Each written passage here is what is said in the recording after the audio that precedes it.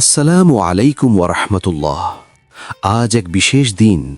আজ রংপুরের আকাশ বাতাস সাক্ষী হয়ে আছে এক মহতী ইসলামী সমাবেশের শেষ অধ্যায়ের। ৩ দিন ব্যাপী রংপুর বিভাগীয় ইজতেমা, যেখানে দেশের বিভিন্ন প্রান্ত থেকে আগত লক্ষ লক্ষ মুসল্লি একত্রিত হয়েছেন শুধুমাত্র একটি উদ্দেশ্যে, আল্লাহর সন্তুষ্টি অর্জনের জন্য।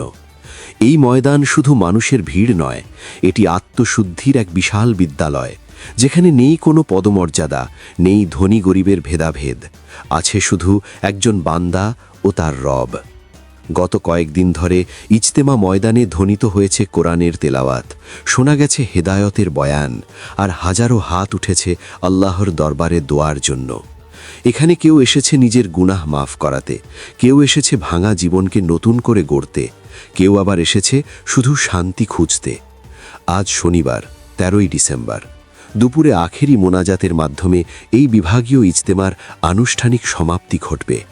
এই আখেরি মোনাজাত শুধু একটি দোয়া নয়, এটি লক্ষ লক্ষ অন্তরের কান্না। এটি মা বাবার জন্য দোয়া, সন্তানের জন্য দোয়া, দেশ ও জাতির শান্তির জন্য দোয়া। এই মুহূর্তে রংপুরের এই ইজতেমা ময়দান যেন এক বিশাল দোয়ার দরবারে পরিণত হয়েছে। আসুন আমরা সবাই মন থেকে দোয়া করি, হে আল্লাহ, আমাদের সকল গুনাহ ক্ষমা করে দিন, আমাদের জীবনকে সঠিক পথে পরিচালিত করুন, এই দেশ ও জাতিকে হেফাজত করুন। হে আল্লাহ, এই ইজতেমায় যারা শরিক হয়েছেন তাদের সকল আমল কবুল করুন, আর যারা দূর থেকে দোয়ার সাথে শরিক হয়েছেন তাদের দোয়াও কবুল করুন। ইজতেমা শেষ হয়ে যাবে, কিন্তু এখান থেকে পাওয়া শিক্ষা যেন আমাদের জীবনে থেকে যায়। এই কামনায় রংপুর বিভাগীয় ইজতেমা থেকে আমরা সবাই বিদায় নিচ্ছি। अस्सलामु अलैकुम व रहमतुल्लाह। जब खाना तैयार हो, जब जाओ खाना चले जाओ, या अंदर बिठा के खाना खा लो, ये मुनासिब चीज नहीं है। তিনি বলতেছেন যে ভাই, আসলে তো এত বছর ইজতেমা হইতেছে, আমাদের অভ্যাস হওয়া দরকার।